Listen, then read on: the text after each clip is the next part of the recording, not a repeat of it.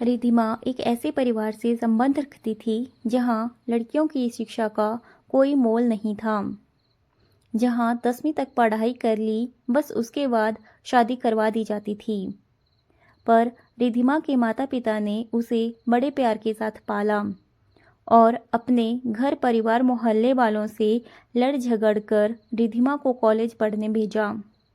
वो चाहते थे कि उनकी बेटी अपने पैरों पर खड़ी हो सके। वो हमेशा रिधिमा को आगे बढ़ता हुआ देखना चाहते थे। इसीलिए अपने परिवार के खिलाफ जाकर भी उन्होंने उसे पढ़ाया लिखाया और आगे की पढ़ाई के लिए शहर भेजा।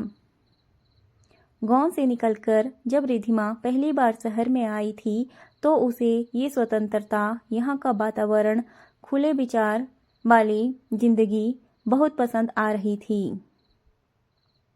क्योंकि लड़के भी कॉलेज में पढ़ते थे। राहुल से उसकी मुलाकात दूसरे मंजिल से नीचे उतरते हुए हुई थी। वो फाइनल ईयर में था और रिधिमा फर्स्ट ईयर में। ये पहली दोस्ती जो हुई वो रिधिमा को राहुल का दीवाना कर गई। फाइनल एग्ज़ाम आते आते तो दोनों शादी के सपने देखने लगे थे। राहुल का तो वैसे भी आगे पढ़ने का मन नहीं था। उसको तो वैसे भी अपने पापा का बिजनेस संभालना था। इसीलिए उसके लिए ग्रेजुएट होना भी बड़ी बात हो गई थी। लेकिन इधर रिधिमा पर तो राहुल के प्यार का ऐसा नशा चढ़ा था कि उसे ये तक समझ नहीं आ रहा था कि उसके माता पिता पर क्या बीतेगी। उसका एक कदम उसके घर में आने वाली हर लड़की की शिक्षा को रोक देगा। राहुल ने उसे सपने भी रंगीन ऐसे ही दिखाए थे। वो तो अक्सर उससे यही कहता था, आखिर इतना पढ़कर तुम्हें कौन सा नौकरी करनी है? अरे तुम तो एक बिजनेस फैमिली में जा रही हो। हमारे यहाँ तो नौकर काम करते हैं। तुम्हें तो वैसे भी शादी के बाद आराम करना है। रिधिमा धीरे धीरे उसकी बातों में आने लगी थी। गांव में पली बड़ी लड़की को शहर का आराम अपनी ओर खींचने लगा। उसे राहुल पर अपने से ज़्यादा विश्वास हो चला था, पर वो जानती थी कि उसके माता पिता शादी के लिए तैयार नहीं होंगे। तैयार तो राहुल के माता पिता भी नहीं थे। आखिर रिधिमा उनके स्टैंडर्ड से मैच भी नहीं खाती थी, तो उन्होंने भी राहुल को शादी के लिए मना कर दिया। लेकिन राहुल तो रिधिमा के साथ शादी की जिद पर अड़ा हुआ था। उधर पता नहीं गांव में कैसे रिधिमा के माता पिता को पता चल गया और वो उसे यहाँ से वापस गांव ले गए। एक रात रिधिमा सबको नींद में सोता हुआ छोड़कर गांव से भाग आई। पर गांव से आने के लिए उसके पास पैसे नहीं थे, तो आते समय अपनी मां की अलमारी में से सोने के गहने और पैसे चुरा लिए। राहुल तो उससे शादी करने के लिए वैसे भी तैयार था, तो दोनों ने मिलकर मंदिर में जाकर शादी कर ली। पर राहुल के माता पिता ने तो शुरू में उन्हें अपनाने से इनकार कर दिया, तो उन्होंने सोने के गहनों को बेचकर अपने रहने खाने पीने की व्यवस्था की। जब तक प्यार का खुमार था और जेब में पैसे थे, तब तक राहुल भी उसकी हाँ में हाँ मिलाता था। लेकिन धीरे धीरे जब प्यार का नशा उतरा और पैसे भी खत्म हो गए, तो दोनों का आटे दाल के भाव पता चल गए। दोनों पति पत्नी में लड़ाई होने लगी। लेकिन दोनों की समस्या ज़्यादा दिन नहीं रही, क्योंकि राहुल अपने माता पिता का अकेला बेटा था। बाकी तो दोनों बेटियां थीं। बुढ़ापे में बेटा ही सब कुछ संभालेगा, ये सोचकर कुछ दिनों बाद वो खुद राहुल को लेने आ गए और मजबूरन उन्हें रिधिमा को भी ले जाना पड़ा। आज घर में काफ़ी रौनक थी। छोटी ननद राधा की शादी 5 दिन बाद ही थी, तो सब उसकी तैयारियों में लगे हुए थे। बड़ी ननद बिल्लो और उसके पति भी घर आए हुए थे। सब लोग पिताजी के कमरे में बैठकर इसी बारे में बात कर रहे थे, जबकि घर की बहू रिधिमा सबके लिए चाय नाश्ते की तैयारी कर रही थी। जैसे ही चाय नाश्ता तैयार हुआ वो सबका चाय नाश्ता लेकर उनके कमरे में गई, लेकिन उसके कमरे में प्रवेश करते ही सब लोग नाराज होने लगे। रिधिमा को ये बात बहुत खराब लगी, पर फिर भी उसने सबको चाय नाश्ता दिया और खुद भी अपना चाय नाश्ता लेकर बैठ गई। लेकिन तभी मम्मी जी ने उसके पति राहुल से रिधिमा को बाहर भेजने का इशारा किया, जिसे रिधिमा ने भी देख लिया, लेकिन अनजान होने का नाटक करती हुई वो चुपचाप बैठी रही। अंत में राहुल ने रिधिमा से कहा, हम लोग कुछ ज़रूरी बात कर रहे हैं, प्लीज़ तुम अपने कमरे में जाकर नाश्ता कर लो। रिधिमा ने प्रश्न भरी नज़रों से राहुल को देखा, जैसे कह रही हो कि मैं भी तो इस घर की ही सदस्य हूँ, भला मेरे सामने बात क्यों नहीं हो सकती।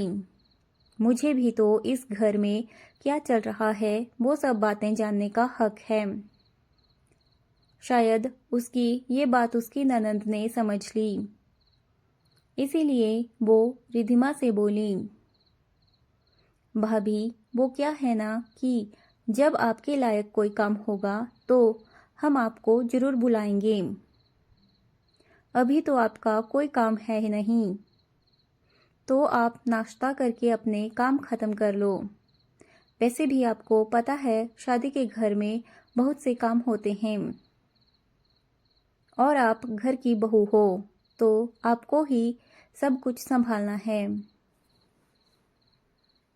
उसकी बात सुनकर रिधिमा ने मन ही मन में सोचा, हाँ मैं तो घर के काम करने के लिए ही हूँ, बाकी तो मुझे पता भी नहीं कि कौन कब चला आ रहा है और कहाँ क्या खर्च हो रहा है, घर में क्या सामान आया है और क्या नहीं।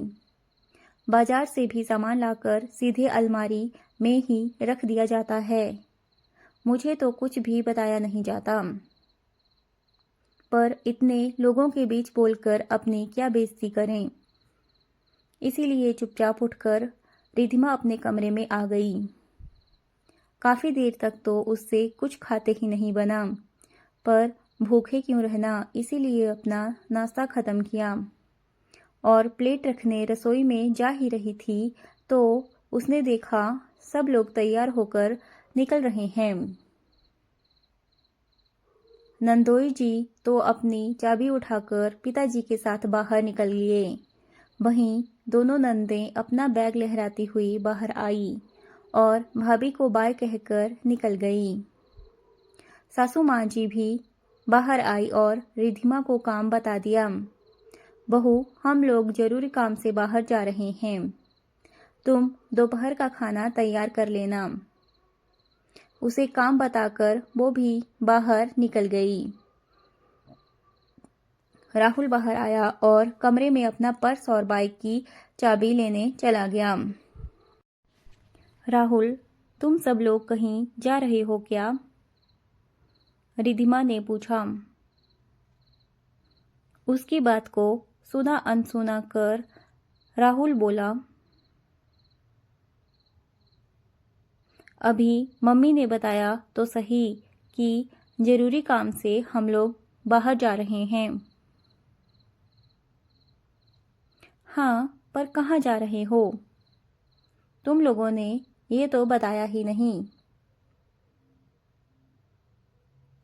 अब जरूरी है क्या हर बात तुम्हें बताना? बता तो दिया कि जरूरी काम से जा रहे हैं और मम्मी ने तुम्हें जो काम बताया वो तुम कर लेना। ये कहता हुआ राहुल अपना चाबी लेकर बाहर निकल गया। रिधिमा उसके पीछे पीछे दरवाजे तक आई तो देखा सब लोग कार में बैठे थे, पर पता नहीं क्यों ये लोग अभी भी गए नहीं थे। रिधिमा वहीं दरवाजे पर खड़ी उन लोगों को देख रही थी। ऐसा लग रहा था जैसे वो लोग किसी का इंतजार कर रहे हैं। 10 मिनट बाद उसे घर में काम करने वाली मेड आती दिखी। उनके आने पर राहुल की माँ ने उन्हें अपने पास बुलाया और उन्हें कुछ समझाकर वो लोग वहाँ से निकल गए। मेड घर में आ गई तो रिधिमा ने दरवाज़ा बंद किया और आकर सोफे पर बैठ गई। मेड अपने काम में लग गई। सबसे पहले उन्होंने राहुल की माँ के कमरे की सफाई की और फिर बाहर निकलकर उस कमरे के दरवाजे पर ताला लगा दिया।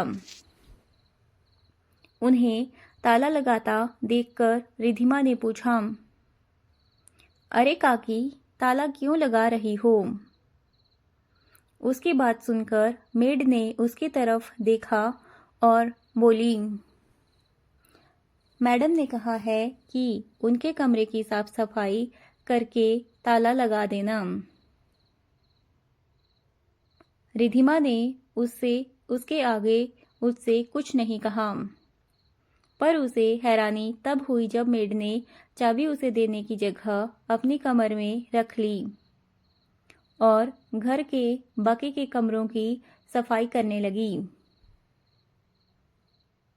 एक नौकरानी पर भी आंख मूंद कर विश्वास था, पर अपनी बहू पर नहीं। माना कि मेड यहाँ कई सालों से काम कर रही है, पर वो भी तो इस घर की इकलौती बहू है। आज नहीं तो कल उसे ही तो सब कुछ संभालना है। खैर, रिधिमा ने देखा कि जैसे जैसे मेड सफाई करती जा रही थी, वैसे वैसे सब कमरों पर ताला लगाती जा रही थी। उन्होंने सिर्फ नित्या का कमरा, रसोई और हॉल को ही छोड़ा था, जहां ताला नहीं लगाया था। काकी, आप तो जा रही हो, अब सारे कमरों को ताला लगा दिया तो चाबी भी दे दो, नहीं तो जब वो लोग आएंगे तो दरवाजा कैसे खोलेंगे? उसकी बात सुनकर मेड बोली, माफ करना बहुरानी, पर मेम साहब ने मना किया है आपको चाबी देने से। उन्होंने कहा है कि ताला लगाकर चाबी पड़ोस वाली तिवारी जी को दे देना। ये कहकर मेड घर से निकल गई, जबकि रिधिमा सोफे पर बैठी एकटक उन्हें जाती देखती रह गई। रिधिमा कहाँ ऐसे सपने देखती थी कि बहुत खुशहाल जीवन जिएगी। उसका पहला प्यार उसको मिल गया है, पर अब ससुराल वालों से पाला पड़ रहा था कि कहाँ तो घर में नौकर चाकर काम करते थे, अब ले देकर के एक मेड रह गई जो भी घर की साफ सफाई के लिए आती है। बाकी रसोई का सारा काम रिधिमा के हिस्से में डाल दिया गया। अब तो राहुल भी पूरी तरह से अपने माता पिता के कहे में रहता था। रिधिमा के हिस्से सिर्फ जिम्मेदारी आई थी, उसे कोई अधिकार नहीं दिया गया था। आज उसे पछतावा होता था कि क्यों उसने अपने ही पैरों पर कुल्हाड़ी मार ली। अपने माता पिता का दिल दुखाकर वो यहाँ कहाँ खुश है। दोपहर के 3 बज गए। तब तक सब लोग घर आ गए। राहुल पड़ोस वाली आंटी जी के यहाँ से चाबियां ले आया। हमेशा की तरह सामान सीधे सब सासू जी के कमरे में ले गए। अभी सब लोग सामान के साथ सासू माँ के कमरे में ही थे कि रिधिमा उन लोगों को खाने के लिए बुलाने आई। उस समय छोटी ननद अपने सोने के गहने पहनकर दिखा रही थी, जिसकी शॉपिंग शायद आज ही की गई थी। एकदम से रिधिमा को वहां देखकर उसने फटाफट ज्वेलरी निकालकर बैग में रख दी। वही सासू जी रिधिमा को देखकर गुस्से में बोली, बहू, तुम्हें बिल्कुल तमीज नहीं है कि किसी के कमरे में कैसे जाया जाता है। तुम यहाँ मेरे कमरे में क्या कर रही हो? अचानक सास जी के सवाल से हड़बड़ाती हुई रिधिमा बोली, जी मैं वो दरअसल आपको खाने के लिए बुलाने आई थी। उसकी बात सुनकर राहुल नाराज होकर बोला,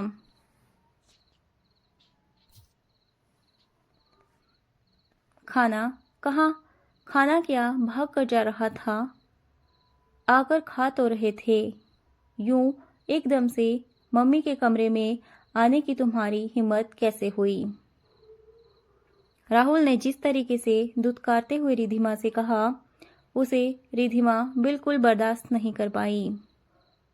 उसकी आंखों में आंसू आ गए और वो बोली, ये आप मुझसे किस तरह से बात कर रहे हैं? मैं भी तो इसी घर की सदस्य हूँ। मैं भला इस कमरे में क्यों नहीं आ सकती? नहीं आ सकती तुम मेरे कमरे में? मुझे तुम्हारा मेरे कमरे में आना पसंद नहीं है।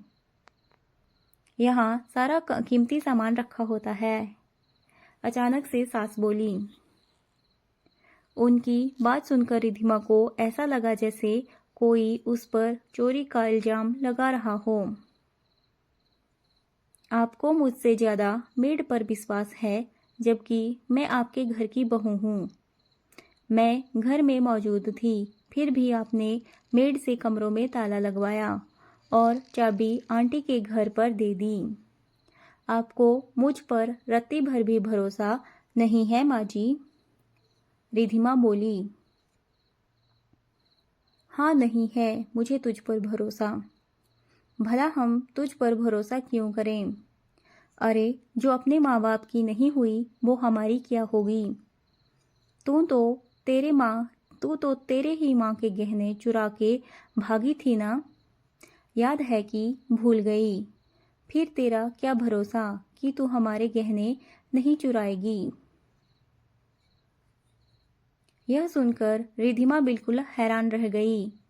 उसे ऐसा लगा जैसे किसी ने आईने के सामने खड़ा कर उसे शर्मिंदा कर दिया हो। अपनी इस प्रतिबिंब को तो वो देख भी नहीं पा रही थी और ना ही कुछ कह पा रही थी। इसीलिए अपने आंसू लेकर कमरे के बाहर निकल गई और अपने कमरे में जाकर बैठ गई। आज सचमुच उसके माता पिता का चेहरा उसे याद आ रहा था। उनके विश्वास को तोड़कर आज जो कुछ उसे मिल रहा था, शायद वो उसी के लायक थी।